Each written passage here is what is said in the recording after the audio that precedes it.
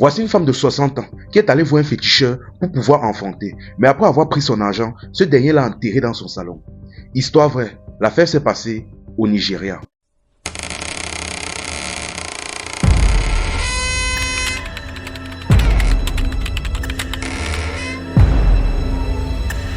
Déjà, pour tous ceux qui se demandent comment j'ai fait pour savoir ça, j'étais parti voir le féticheur là pour être fort aux fesses. Franchement, sur toute personne dont certains peuvent aller déposer leur confiance, c'est chez un féticheur que la dame est partie déposer. Voici la femme en question. Ici, on va l'appeler Amaka. Ce qui se passe, c'est qu'Amaka est une femme de 60 ans qui a très bien réussi sa vie. Elle travaillait à la douane, elle avait un poste très élevé, elle touchait un énorme salaire avec plusieurs avantages, elle avait des habitations un peu de partout et elle faisait des voyages, des va-et-vient de l'Europe et en Afrique constamment.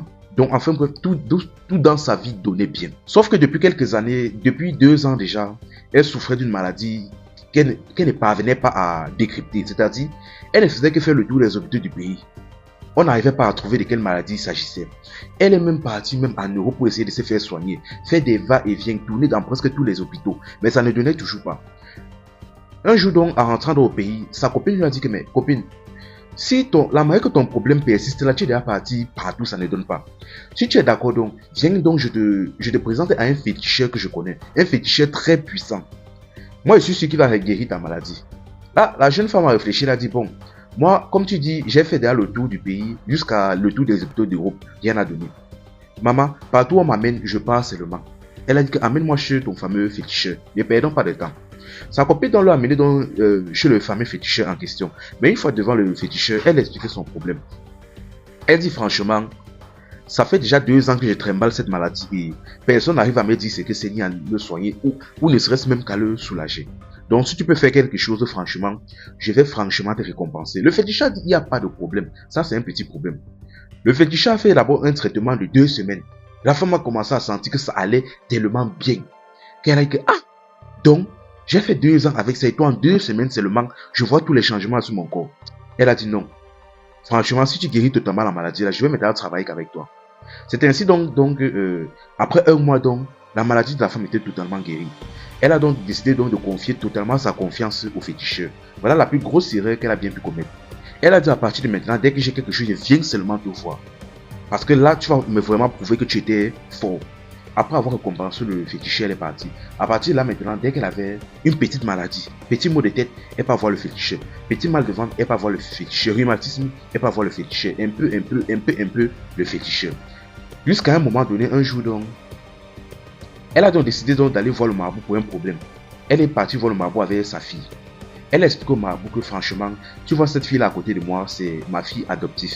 C'est une fille que j'ai adoptée il y a quelques années. Elle est bien, elle est gentille, elle est bien élevée, elle s'occupe de moi, tout, il n'y a pas de problème. Mais je veux une progéniture qui provient de moi-même. C'est-à-dire, je veux un enfant que j'ai pu faire par moi-même. Et malheureusement, j'ai un problème de stérilité, je ne comprends pas. J'ai déjà dépensé par-ci, par-là, je n'arrive pas, ça ne donne pas.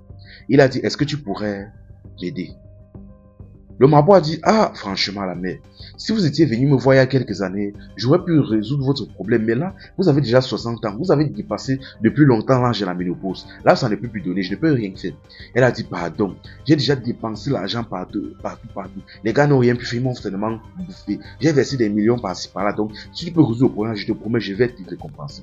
Le gars a insisté, dit que franchement, mais après, il s'est assis, il a réfléchi, que bon, il s'est dit dans sa tête, bon, personnellement, je ne peux pas résoudre le problème si. Mais si je la laisse, elle va partir encore donner l'argent à quelqu'un d'autre pour la bouffer. Donc, pourquoi ne pas moi manger cet argent-là? Il a donc dit à la femme, ok, il n'y a pas de problème. Je vais traiter votre cas. La femme était contente. Elle a dit donc au marabout, il faut combien? Il a demandé une somme exorbitante que la femme donc a donné sans problème. Parce que je précise bien, elle était douanière et haut gradée. Elle touchait énormément, elle ne manquait pas d'argent. Bref, le féticheur donc a pris l'argent et il a dit, ne t'inquiète pas, considère que ton problème est déjà résolu. Quand la femme donc est partie, elle s'est rappelée que bon, il y a son petit copain qui vit en Europe, qui va passer en Afrique pour ses vacances. Et si j'allais le voir pour aller faire la mougouli, la gnasse, histoire d'accélérer un peu le processus. Dès que le type est arrivé, donc, elle a donc fait ces choses avec le gars. Mais sauf qu'après quelques temps, ça ne donnait pas. Elle a fait plusieurs fois, mais ça ne donnait toujours pas.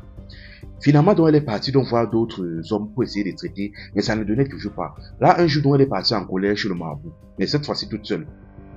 Elle s'est plainte chez le marabout, mais c'est quoi ça? Voilà, j'étais versé une énorme somme depuis longtemps, mais je n'arrive pas à concevoir, c'est quoi ça? Elle dit, voilà mon petit copain qui vient d'Europe, que j'ai géré avec lui. Ceci, cela, ça fait un bon bout de temps, mais je ne conçois toujours pas, c'est quoi? Tu m'as seulement arnaqué. Elle dit, pardon, rembourse mon argent. Il a dit, non, ne t'inquiète pas, c'est le processus. Parfois, c'est un peu long. Et ton petit ami, là, je ne sais pas, comme il était trop pressé, et peut-être parce qu'il était trop pressé, il est rentré. Essaye de voir d'autres hommes, ceci, cela, peut-être c'est lui le problème. Elle a dit que non, non. J'ai aussi réfléchi de la même manière, là, j'ai traité avec plein d'autres hommes et c'est la même chose. Il a voulu sortir la tacole. Elle dit que mais attends. Je suis en train de demander mon argent depuis, tu es en train de tourner comment? Tu tournes quoi? Donne mon argent, je quitte. Tu sais que je suis douanier, j'ai des relations. Donne mon argent rapidement si tu ne veux pas que les problèmes qui tombent sur toi là, ça va dépasser le mystique. Là, le féticheur a commencé à avoir peur. Il a dit que ok, j'ai compris. Passe vendredi, je te donne ton argent. Mais il a dit que ok.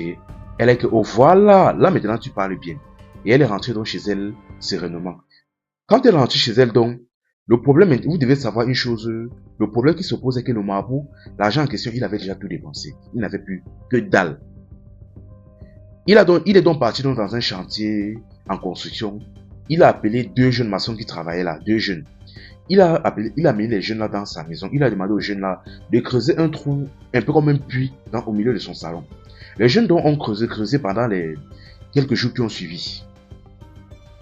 Dès qu'ils ont terminé, le trou était assez profond. Il a géré les jeunes et les jeunes sont partis. Et là maintenant, le jour J, c'est-à-dire le vendredi en question, la dame doit venir. Et sauf qu'elle est venue avec sa fille. Elle a garé sa voiture et elle est arrivée devant le féticheur. Elle a demandé d'entrer dans sa case.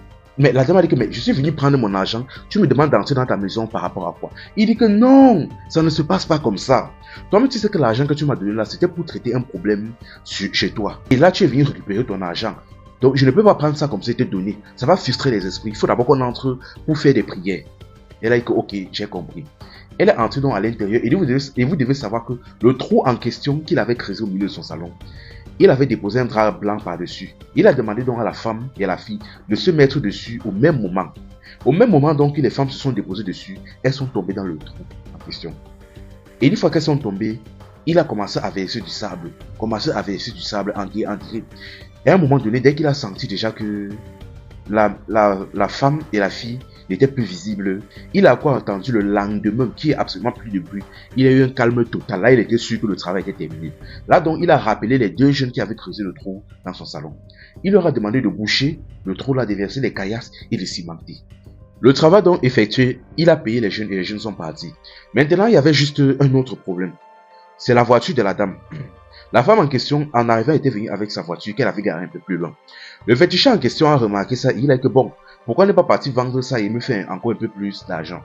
Il a donc pris le véhicule, il est parti vendre ça à un très bon prix à je ne sais qui, à un monsieur. Mais malheureusement pour le féticheur, c'est qu'il ne savait pas que le véhicule en question était traqué. Donc, enfin bref, il y avait un traceur dessus. Après quelques temps, vu que la femme en question était une femme assez influente, après quelques temps, que ce soit au travail ou chez elle, on ne remarquait plus la femme. On a donc vu qu'elle était portée disparue, on a fait des recherches et on a fini par tracer son véhicule et on est tombé sur le monsieur c'est qui le véhicule avait été vendu. Après avoir récupéré le monsieur a dit que non, je n'ai rien fait, j'ai acheté ce véhicule à tel féticheur qui habite dans telle zone. Il a donc amené chez le féticheur en question et une fois devant le féticheur d'abord au début a voulu nier, mais quand on l'a amené au commissariat, après l'avoir filé quelques socotos, après lui avoir fait une chirurgie plastique manuellement au visage, il a finalement avoué ce qu'il a fait. Et il a amené les policiers chez lui.